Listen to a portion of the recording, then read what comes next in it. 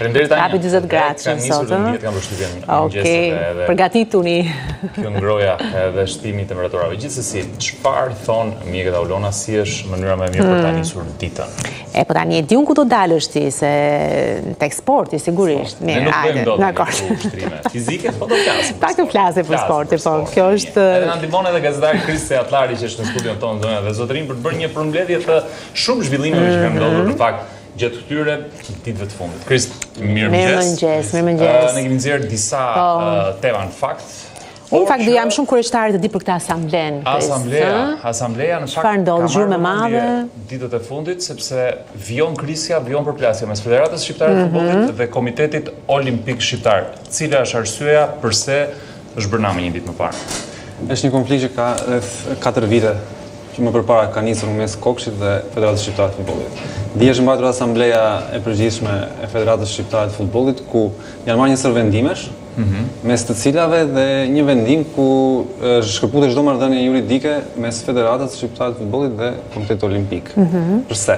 Gjithë kleçka është tek kasi shqiptar, domethënë gjykata e arbitrazhit sportiv, e cila është ideuar nga Ministria e Arsimit dhe Sportit prej disa vitesh, 2-3 vitesh, dhe tashmë po merr atë shtratin ligjor për të futur dhe për të konkretizuar. Pra, një gjykat arbitrazhi sportiv kombëtar.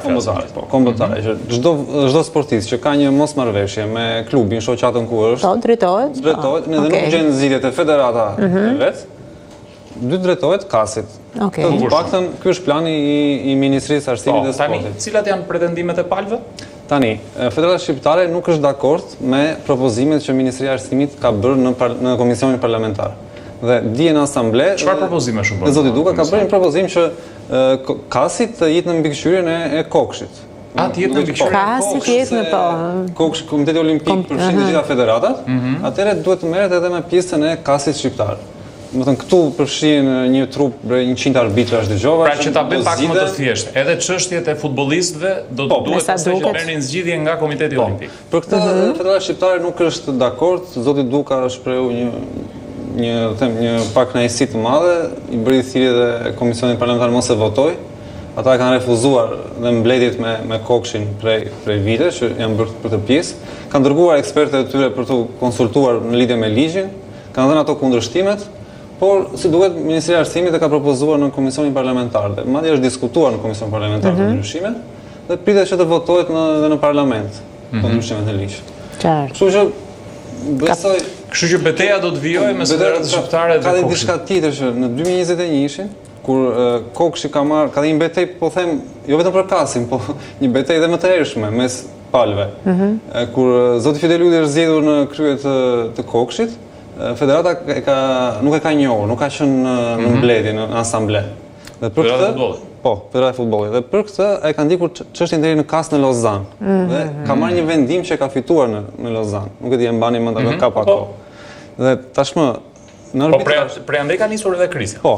Dhe në arbitrazh ka fituar Federata Shqiptare e Futbollit dhe kur ka ardhur vendimi këtu që duhet të njihej, gjykata shqiptare nuk e ka njohur këtë vendim. Është bërë një lëmsh juridik. Shumë konflikte bërë. Edhe aq lëmsh nuk duket. Jo, nëse zbatohen vendimet. Mendojnë që zoti Fidel Ylli është zgjedhur në mënyrë të palishme atë asamblenë e janarit 2021. Me që aty ka nisur. Ndërkohë Kokshi ka vazhduar punën e vet këto 4 vite, ka mbaruar një mandat. Mendoj është një krizë që palët, të them, edhe Federata Shqiptare e Futbollit në mendimin tim, po them që nuk dëshirojnë që futbollistët, gjithë aktorët e saj, ti lërë që ti gjykoj kasi shqiptar që do jeti valur nga Kokshi. Ata kanë quajtur një ligj klientelist. Po si duhet jetë në fakt më e mira, sepse edhe Kokshka mund të ketë pretendimet e saj që nuk do të donte që sportistët e saj të gjykoheshin për shembull nga një institucion ku mbikëqyrja do të ishte e Federatës Futbollit. Cila është e mesme e artë në këtë?